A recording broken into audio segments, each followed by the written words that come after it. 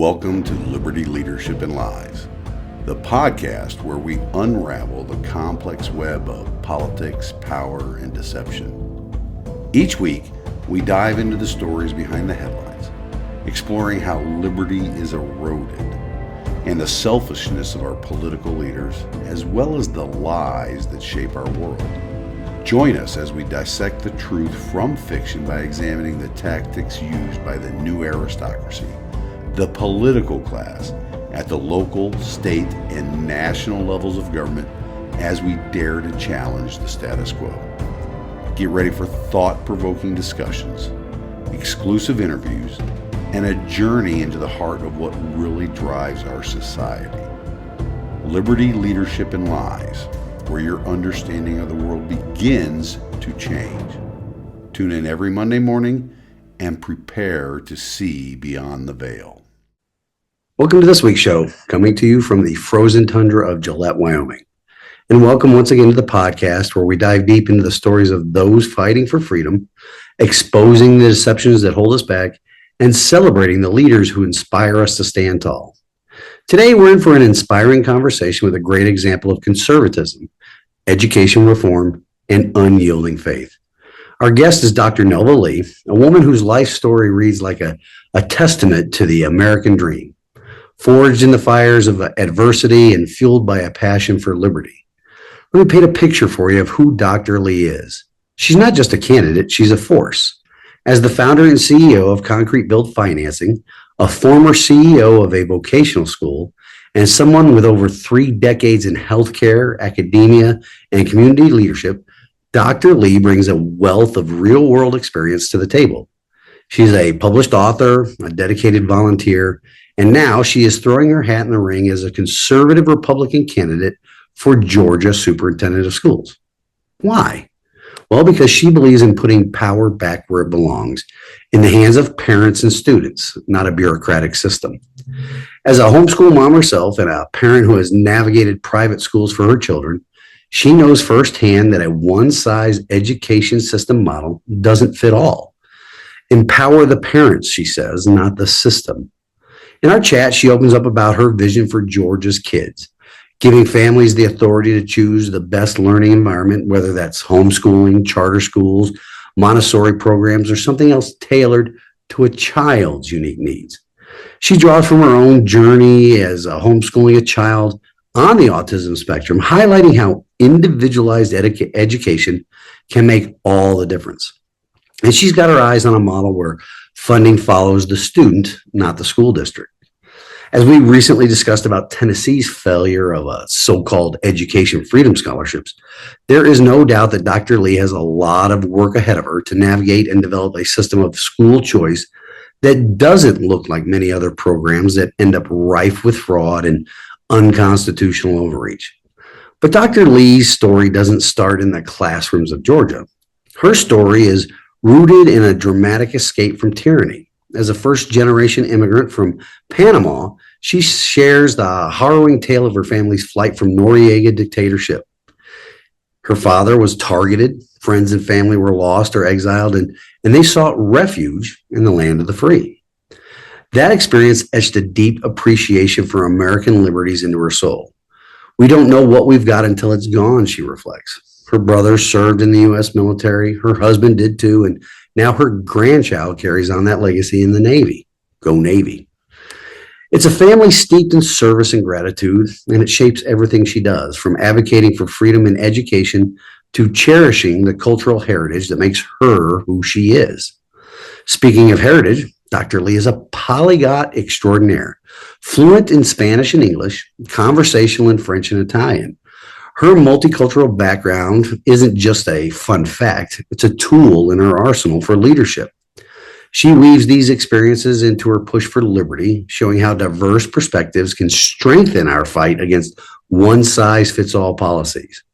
And let's not forget her emphasis on vocational education. Dr. Lee envisions a Georgia where every high school graduate walks away with a trade school certification, no matter if they're headed to college or straight into the workforce. Why? Because it levels the playing field, erases the stigma between academic and vocational paths, and arms children with skills that AI and automation can't touch. She should know. She earned her own healthcare trade certificate in high school, and it set her on a path to success in multiple fields. Now, shifting gears to healthcare, where Dr. Lee has spent over 30 years, she pulls no punches. She's all about patient advocacy, urging folks to get second opinions and question diagnoses and fight back against insurance denials. The system, she says, is too focused on sick care instead of prevention. Her advice: take personal responsibility, eat better, move more, live healthier. It's a message that resonates in today's world where reactive medicine often leaves us sicker and broker. As a conservative reformer, Dr. Lee tackles the myths head on. School choice doesn't have to starve public schools if done correctly, but more importantly, it can empower students. She breaks down Georgia's convoluted QBE funding system, pointing out the fraud risks and calling for a simpler, student-centered approach. And the stats she drops are eye-opening. 70% of fourth graders aren't reading at grade level. 76% of eighth graders lag in math. That is not acceptable, folks. Her plan: educate teachers and stakeholders that these changes help everyone. Students thrive, and good educators get the support they deserve. Now, faith is a cornerstone of Dr. Lee's life and leadership. She has authored Christian books like Stay and Fight and Be the Superhero of Your Story, sharing personal testimonies that inspire resilience through spirituality. In our discussion, she opens up about how faith transformed her marriage during tough times and how biblical principles guide her at home and in public service. She's a fierce advocate for traditional family values, having adopted a daughter from Puerto Rico's foster care system and using school choice to help her thrive. And as a pro-life warrior, she served nearly a decade on the board of the Henry County Pregnancy Resource Center, countering narratives that devalue life and pushing for education and support to save mothers and babies. Politically, Dr. Lee is no stranger to the arena. Reflecting on her run for Georgia State Senate, she stresses civility, building bridges across divides, and rejecting stereotypes about politicians. She is all in for term limits to keep corruption at bay, and she has a powerful message for voters. Your vote matters. Don't buy the lie that it doesn't. Exercise your power, get involved, and hold leaders accountable. In this episode, Dr. Lee embodies the trifecta of liberty, leadership, and calling out the lies that plague our systems. Whether it's education, healthcare, faith, or politics, her insights are grounded in experience, passion, and a deep love for this country. So stick around as we dive into the full conversation. Grab your coffee, turn up the volume, and let's get into it. Liberty, leadership, and lies, because the truth will set us free.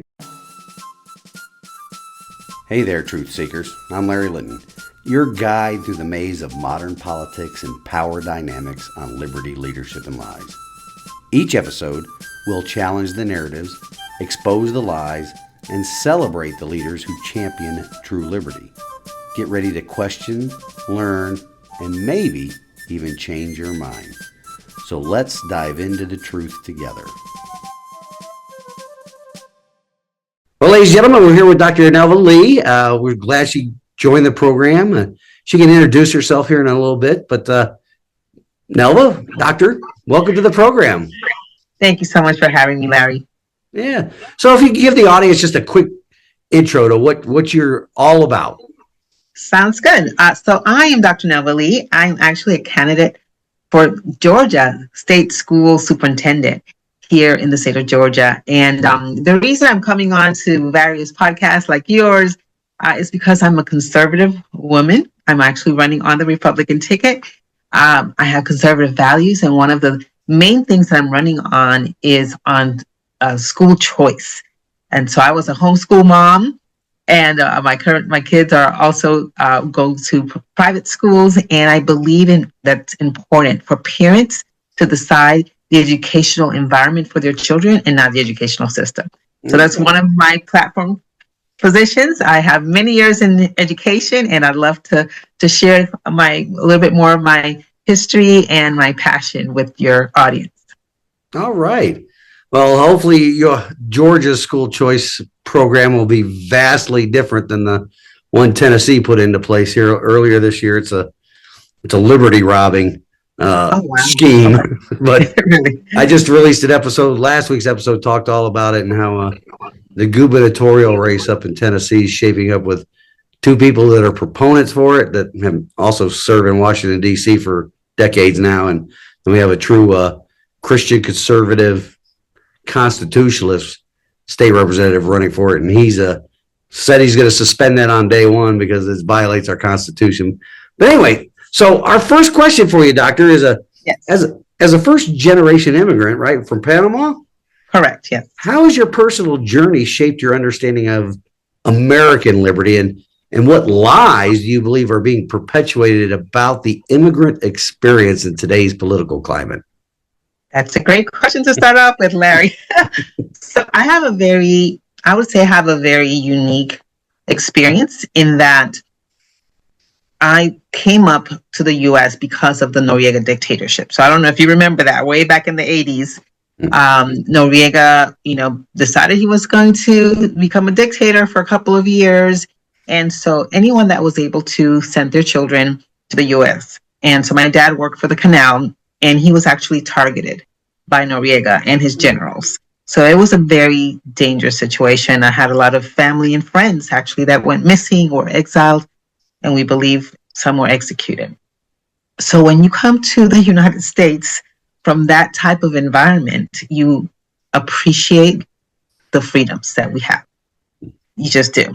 Okay. I don't know what anyone tells you, but it's a dire situation if you wake up one day and all of your liberties are stripped from you, all your freedoms. And so I appreciate America, and I appreciate the freedoms that it affords. My brothers appreciated that freedom as well. They both joined the military. One went into the Army, the other one went into the Air Force. Both fought in Iraq and Afghanistan. My husband, who I met years later after I moved up here, he's also a veteran. He's a retired Air Force. And now I have a grandchild that's a Navy. So comes full circle. I truly appreciate America. And because of that, I want to support it in any way possible.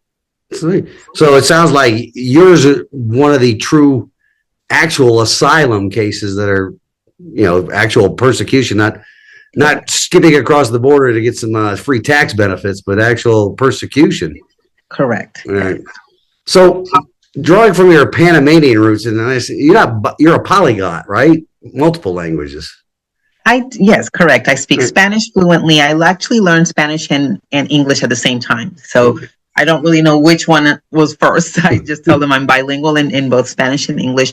But I also speak French conversationally, Italian conversationally, all the Romance languages. All the Romance languages. Yes. Okay. So based upon that background, what leadership lessons from your cultural heritage do you apply to advocating for liberty in Georgia's education system? So as I mentioned in my brief intro, I truly believe in school choice, and I believe in it because I lived it. All right. So my oldest child, he was on the spectrum, and very bright, but also developmentally had some struggles. And so I found that out very early on.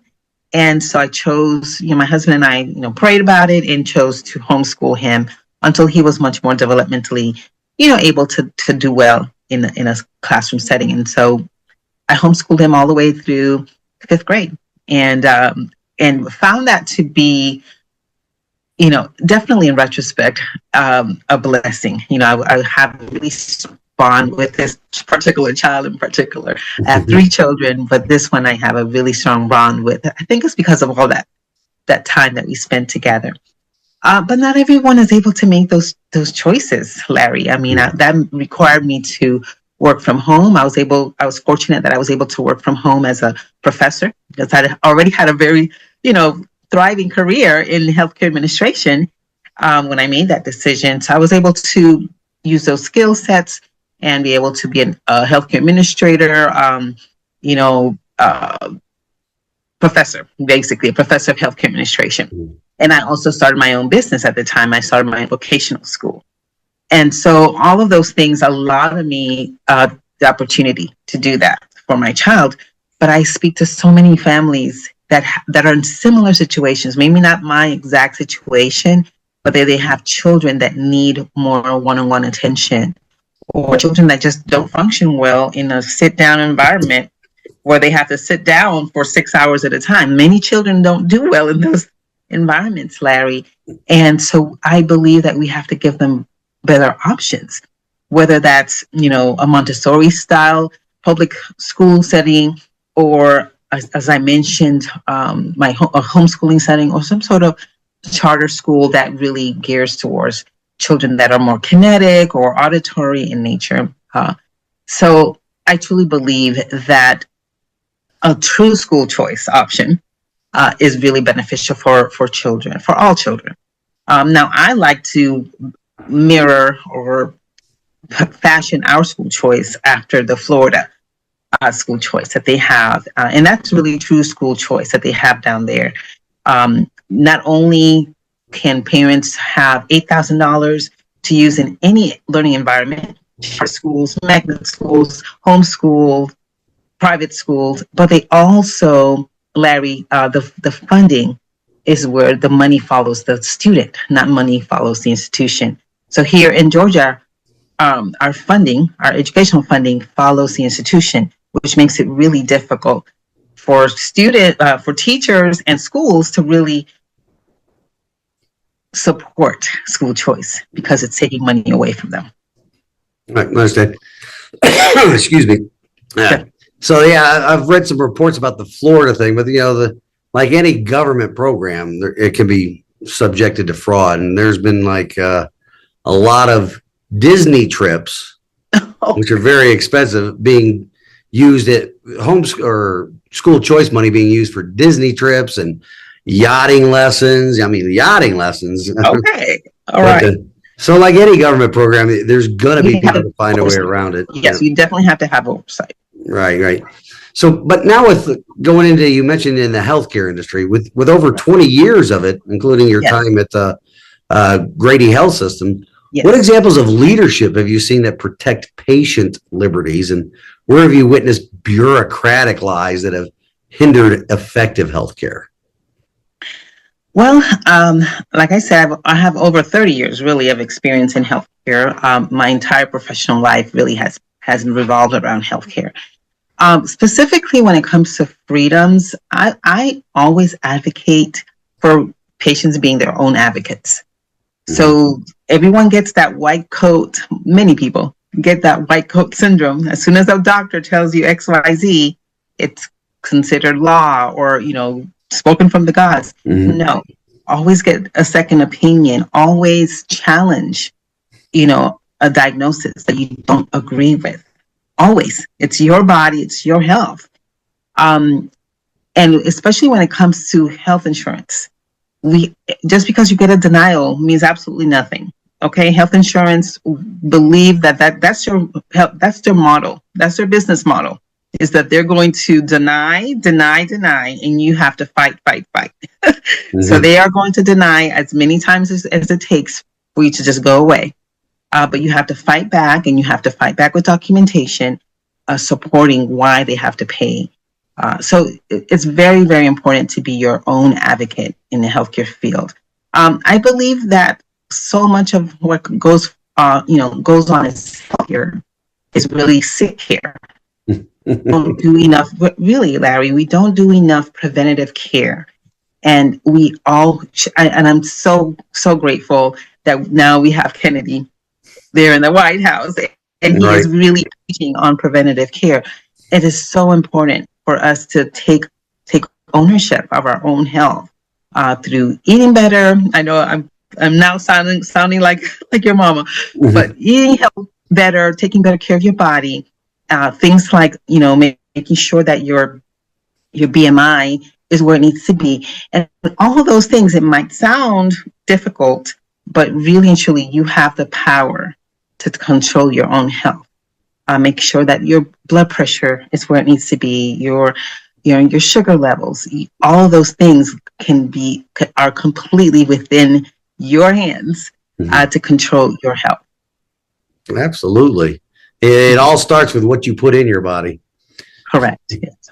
So now you're running to be the Georgia State School Superintendent, and you said as a Correct. conservative, Yes, sir. what key lies in the current public education system do you plan to dismantle and to restore academic excellence and equal opportunity?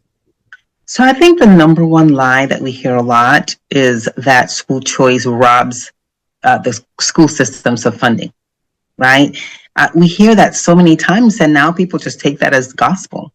It's preached by the teachers unions, the school systems, and like I said, a lot of it stems back to the type of the way that the funding is taken care of, or the way that the funding mechanism for many school systems. So I know, like here in Georgia, we have what we call the QBE budgetary system, and it's incredibly complicated and it's archaic, and it lends itself to fraud. There's so many. I'm going through the state, and so many. I'm hearing from so many voters are saying, "Oh, that superintendent, just resigned for fraud, and that one resigned for fraud," and it's crazy, Larry. Okay, the amount of, if you make something complicated, it makes it easy to lend itself for fraud, right? Absolutely. So if you make it simple, and it's easier to provide oversight and audits, and so that's what I like to do when I become superintendent of school, is just simplify the process, and again, change it from the QBE system, make it where the money is following not the institution but the child, and so that we can have a true school choice option. But definitely, I would spend a lot of my time educating the educators on how this new system will not take away from their money, from their budget. It's, at the end of the day, we're all here for this, hopefully for the same end goal, which is the results of our children doing better. Did you know that here in Georgia, 70% of our fourth graders are not reading at the fourth grade level? 70%. It's about the same in Tennessee. It's about the same nationwide. It's horrible. 76% of our eighth graders are not proficient in math. And so we need to do better, Larry. We need to do better. And so with my leadership, we will. Great. Now, you run your own trade school too, right? You started your own trade school? I did. I no longer do. Thanks to the inflation of good old Uncle Joe, many of my prospective students could no longer afford the tuition. So I did close that, and I started a new business. Actually, I have a cryptocurrency that's backed by real estate. So I'm a serial entrepreneur. That trade school for 20 years, which was a trade school where we train bilingual individuals to become medical interpreters. Nice. So how does your vision for trade school readiness in schools embody true leadership, preparing the next generation? And what falsehoods about vocational education do you believe need to be addressed? Correct. So my second major signature initiative is that I would like to see, especially here in Georgia, maybe nationwide, but starting out here in Georgia, for every graduate to graduate with a trade school certification. And it used to be in the past that people would be given two tracks, right? Your college prep track and your trade school track, right? And they said, oh, that's very discriminative against the trade school kids, right? So if they're not college ready, they go to trade school. I don't want that anymore. I want all children to have a trade school certification. And many of these can be within 6 months to 18 months, and that can easily be done in the 2 to 4 years of high school, right? Whether it's the last 2 years of high school or the full 4 years. And especially here in Georgia, it wouldn't add not one penny to the budget, because we're already allocating 30 credits, college credits, through our dual enrollment programs. And so the reason I want all students to do this is so it won't be discriminatory, right, against one class of child over another, but also because I truly believe that those students who are college level or college bound will benefit. So I obtained a trade school certification the summer between my junior and senior year in high school in healthcare. because I knew that I needed a way to pay for my way through college. And not only did it help pay my way through college, but when I finished with my bachelor's, I was able to get a really good job, Larry, because I had experience in the field that I just obtained my degree in. So many college graduates find themselves really struggling those first few months or first few years because they don't have any experience with, to match that degree. So this solves for that. So let's say you want to be a lawyer, you get a trade as a paralegal. So not only are you working while you're going to law school as a paralegal and getting legal expertise and getting money also, because most college students want extra money, right? But when you're finished, that's going to look really good on your resume. It's going to prepare you. And the beauty of it is, if you find yourself not liking the legal field, then you just saved yourself $100,000 or plus, right? Then you can just change into a different career field. And so I believe that this works great for anyone that's going into healthcare. There's a myriad of healthcare trades that you can get within 18 to 24 months. Same thing with technology. There's tons of tech certificates that you can get. And I'm not even talking about those that want to go to become electricians and welders and plumbers, because those trades, guess what? They're $100,000 a year professions, right? Right. And there's something that AI can't do. And AI is going to completely change the employment landscape here. Correct. In a few years.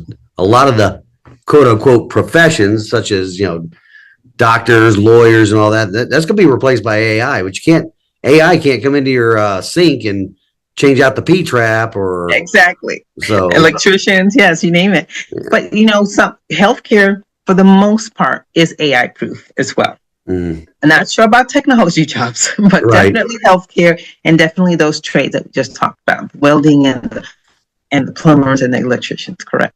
Yeah, absolutely. So with that, we're going to take a quick break and stick with us. We'll be back on the other side.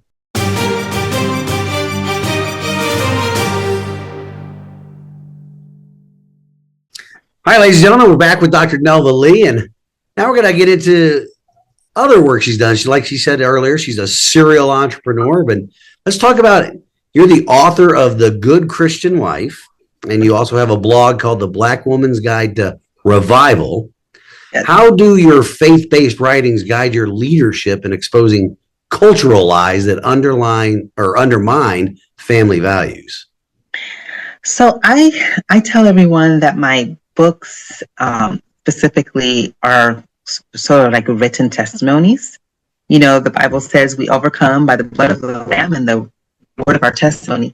And so whenever I have this burden to share something that God's really revealed to me or a challenge that I've overcome, and the way that I did that, I just get this huge burden to share that with the world. And that's how I share it is through writing.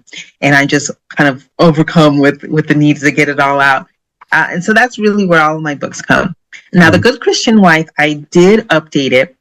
It's kind of and now it's called The Stay and Fight. So during a lot of, I don't know if you know this, Larry, but a lot of divorces that happen later in life happen when women are going through menopause. And so I updated the Good Christian Life when I was also going through menopause. And because of this, and basically I did some research. We have this, these hormones that make us very motherly and make us want to really connect with our children and our spouse. And by the time during menopause, those hormones unlock. We no longer need it. Our biology says you no longer need these hormones because your children should be grown by now. Mm-hmm. Well, guess what? It makes it because of that uncoupling of those hormones, you no longer have the same attachments to your spouse or the reason for attachments. And therefore a lot of women find themselves wanting divorces during that time. And I'm guilty. I also felt very strongly at that time, and thank goodness, thank God that we were able to weather that storm. Our relationship looks very different now post menopause, because of it. And that also is what I share some of that in my book.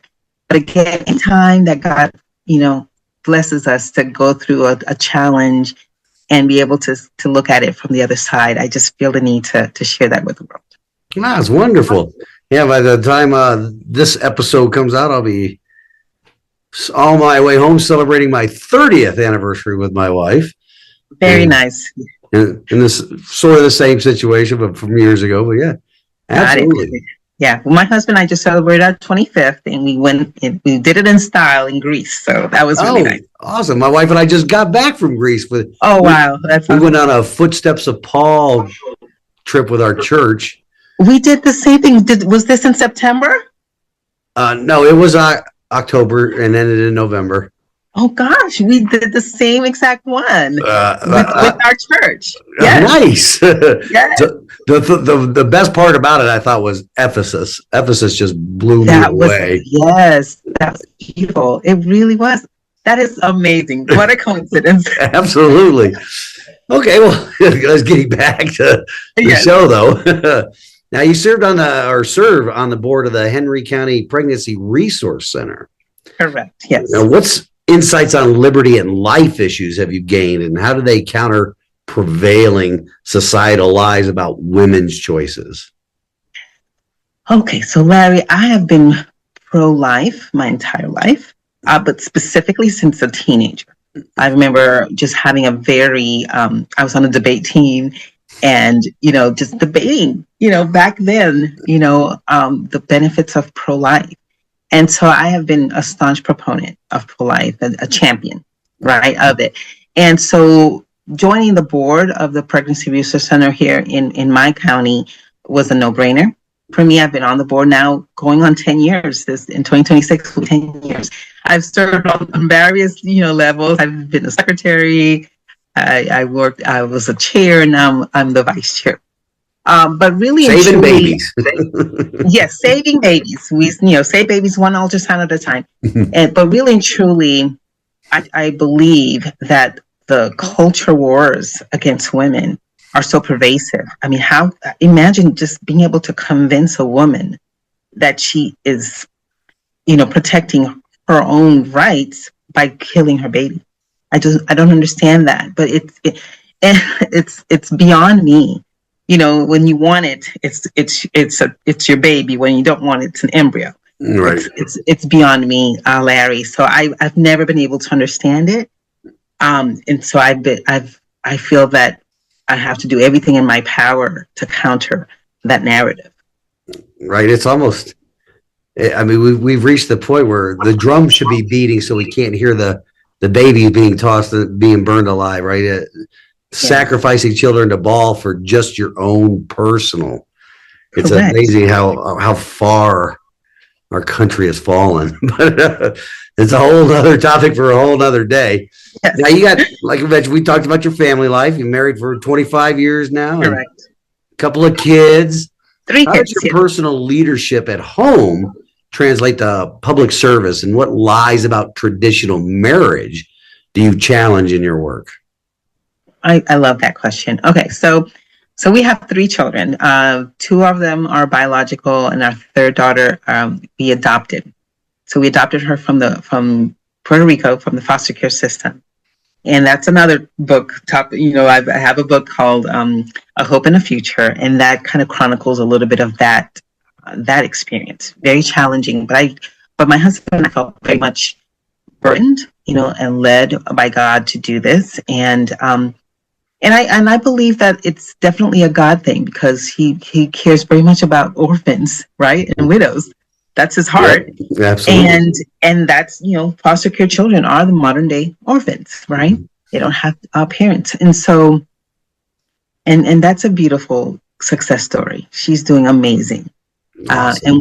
And one of the reasons, again, for my school choice, I'll come back to your question, I promise. Mm-hmm. But when she came to us, she not only had a language barrier, but also a learning disability.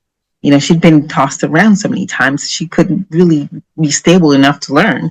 Mm. And so we found that, again, for her, the Montessori system really works really well for her. and it taught her how to learn. And so now she's an amazing student. She's an amazing poet.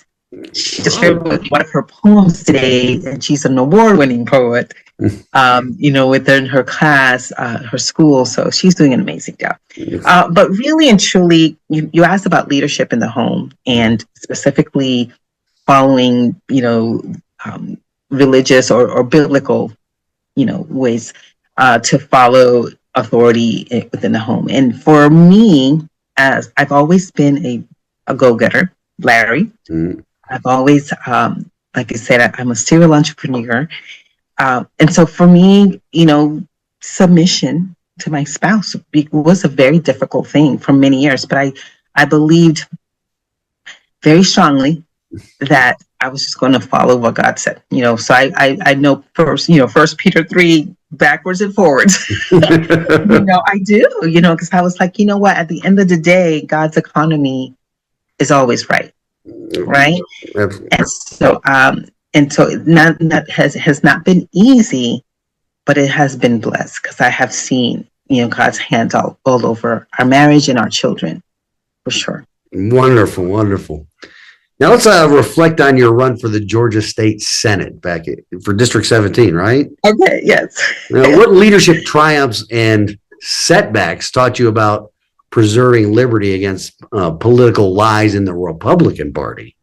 Got it. So, what's really funny about that race is that the challenger and I are now really good friends, and he ended up, Brian Strickland, he ended up winning that race. I ended up losing, but we became really good friends. So for one thing, it taught me that, you don't have to be nasty in politics. You just don't, So we were cordial and respectful to each other until this day. We're good friends.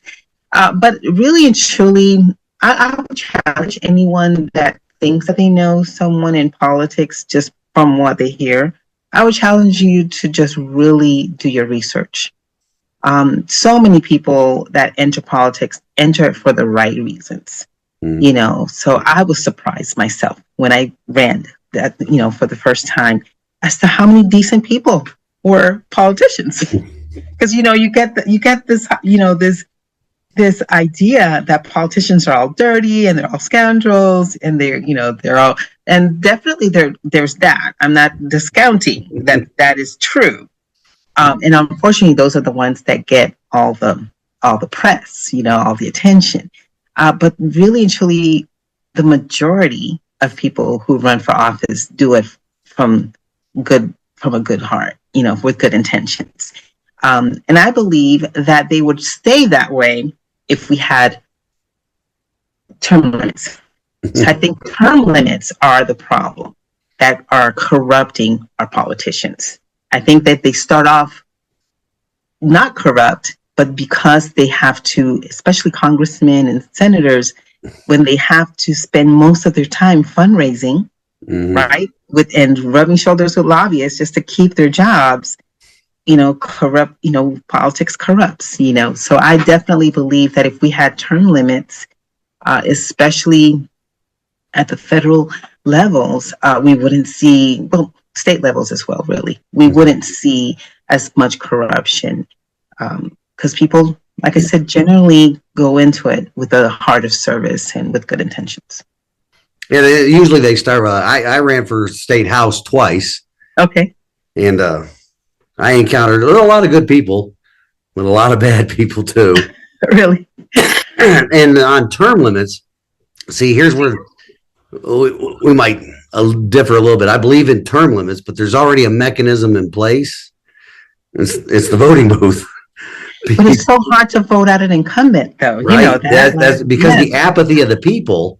As long as it doesn't affect me personally, that guy's that gal's always going to get my vote, even though everything goes up the minute government touches it. But people don't even consider that. So now, and the incumbent has all that war chest because they've been building it up for years and years. So I think we just should go out and find random people on the street and say, "Hey, you're going to be this representative for 2 years," and that's it. I don't want to do that. Well, that's perfect. You should be it. So looking ahead, though, what broader lies in American politics do you see as threats to our liberty? And how will your unique background as an immigrant serial entrepreneur with an education position lead you to change or charge against them? So I do everything from a values perspective, from my values. Like I said, I truly believe that running for office for me is my calling. I almost went into political science. It was really difficult. It was between healthcare and political science. But I remember back in my senior year in high school. But I was like, you know what? Politics will always be there. I do believe, and I'm glad I did it that way. I decided to get a real job in healthcare first. But I do truly believe that politics has always been a calling for me because I am a true advocate, right? If I see injustice, I want it fixed. I want to do something about it. I just can't stay on the sidelines. That's just not in my makeup to do that. And like I said, I think a lot of it is because of my own experience seeing on the receiving end of a dictator. So I feel very strongly about having a voice and using my voice. But the lie I think that we are being fed, especially here in America now, that I'm hearing, through a lot of liberal media specifically, is that we don't have those freedoms anymore. And I think that leads to the apathy. I think people are just believing, oh, well, my vote doesn't really matter. Or, if they're going to choose whoever they want to anyways, that's a lie. Like you said, we, the voters, have the power, but we're not exercising that power. In so many races, and you know this, Larry, in so many races, the margin of victory is a few thousand votes. Right. In Georgia, I think we had less than like 60% that voted. I mean, and that's only in a presidential. In your off year, it's even lower. Yeah, 10 to 15% of the people vote. Right. So sometimes we get the government we deserve. True, but I think it's because people have believed the lie that their vote doesn't matter. Right. Absolutely. That it doesn't count. Yes. Well, Doctor, it's been a pleasure having you on. You got anything that you would like to share to the audience, like your website or? Yes. Go ahead. Thank you for giving me that opportunity. So my website is drnelvalee.com. That's drnelvalee.com. And you can find my books on that website. You can find my speeches. I actually am posting all of the podcast interviews on that website as well. So yeah, please. Great. I'll put a link to it in the comments on this, on all the platforms that I share it on. And again, it's been a pleasure. It's refreshing to see a young conservative woman out there taking charge, trying to fix what ails our government and having a servant's heart for the people. So thank you once again for coming on. I appreciate it. Thank you so much, Larry, for having me. All right, that's where I'll end it. And then, like I said, I'll have this all cut and edited up and release it Monday. And I'll email you right to the email address you sent from the links to all the shows. And if you want to get a follow-up after the election, then you're more than welcome to come on board. Yes, I do, for sure. Right. Hopefully I'll win. Yeah, fingers crossed. Yes. Thank you. All right, Doctor, thank you very much. Take care. Bye-bye. You too. Bye-bye.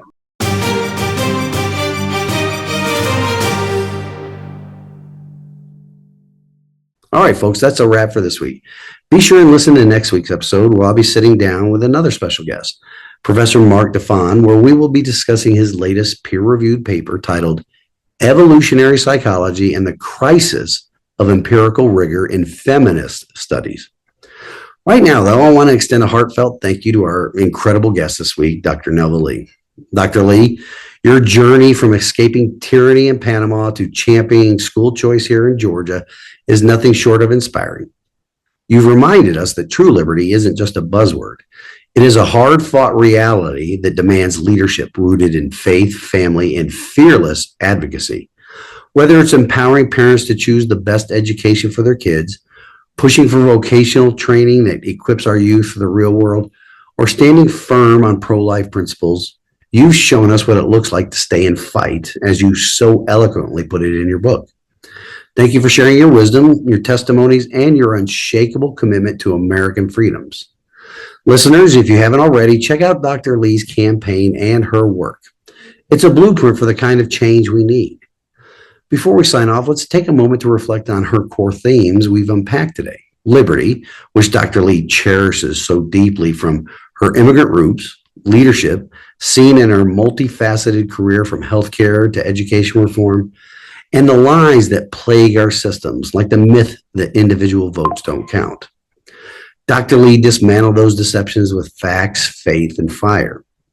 And speaking of faith, one of the most profound moments in our conversation was when Dr. Lee drew from Scripture, quoting Revelation 12:11 to underscore the power of testimony in overcoming adversity. She reminded us how sharing our stories, our personal victories through Christ, can defeat the darkness around us. That verse has been echoing in my mind ever since, and it will serve as this week's wisdom from God's Word. Let me read it to you in full. And they overcame him by the blood of the Lamb and by the word of their testimony, and they did not love their lives to the death. So what a powerful declaration.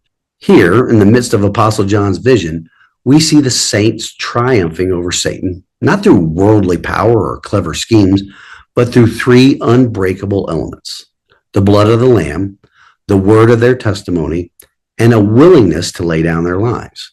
First, the blood of the Lamb. That is Jesus Christ, our ultimate sacrifice. It is a reminder that our victory isn't armed by our own merits, but bought by his redemption. Dr. Lee embodies this when she spoke about her faith transforming her marriage and guiding her through life's battles that she discussed during the episode. She didn't rely on the self-help gimmicks. She leaned on the blood that covers and conquers. In a world full of lies that tell us we're defined by our failures or circumstances, this truth sets us free. Liberty starts here, friends, with forgiveness and new life in Christ. Second, the word of their testimony. Oh, this is where Dr. Lee's message really shines. She shared how her books, like Be the Superhero of Your Story, are vessels for her personal testimonies. Stories of God's faithfulness in the midst of dictatorship, family sacrifices, and educational triumphs. Testimony isn't just a recounting facts. It's proclaiming how God has worked in our lives, turning ashes into beauty. Think about it. Dr. Lee homeschooling her child on the autism spectrum, fighting for educational system reform so every parent can tailor education to their child's needs. That is testimony in action. It's saying, look what God has done through faith and perseverance. In politics, healthcare, or education, our testimonies expose the lies. They say, no, the system isn't omnipotent. God is. And as Dr. Lee pointed out, when we share these stories, we empower others to fight back against fraud in funding, complacency, civility, or the devaluation of life. Third, they did not love their lives to the death. This is the gutsy part, the call to radical commitment. Dr. Lee's family didn't flee Panama lightly. Her family was targeted, loved ones lost, yet they chose freedom over fear. Her brothers, husband, and now grandchild serving in the military. That's not loving life more than duty. It's her pro-life work at the Henry County Pregnancy Resource Center. Dr. Lee stands against the cultural lies that cheapen life, risking backlash to save mothers and babies. And in her run for superintendent, she's not shrinking back from the political fray. She's charging it with a vision for trade certifications, student-centered funding, and parental authority. This echoes the saints in Revelation who faced persecution but held fast. In our own lives, it means not clinging to comfort when liberty is at stake. Whether voting against corruption, advocating for preventive health care, or teaching our kids biblical values in a secular world. Friends, this verse isn't just ancient poetry, it's a battle cry for today. In 2025, with elections coming and cultural shifts accelerating, we need to overcome by the blood, by testimony, and by selfless courage. Dr. Lee's life proves it works. She's a first-generation immigrant who has built businesses, led in academia, and volunteered tirelessly, all while honoring her multicultural heritage and family military legacy. If she can stay and fight, So can we. So what's your testimony? How has the blood of the Lamb changed you? Are you willing to share it, even if it costs? I challenge you this week. Reach out to a friend, write your story, or get involved in your local school board. Vote like it matters, because it does. Support candidates like Dr. Lee who prioritize liberty over lies. So thank you for leaning in today. Please subscribe to the podcast on Apple, Spotify, or wherever you listen, and join me on X. The handles are at LarryForTN12 or at Lies Liberty. As always, you can visit libertyleadershipandlies.com for more. And let's keep standing in the arena for liberty, leadership, and truth. God bless you. God bless Tennessee. And God bless these United States of America. Until next week, reveille, it's time to wake up.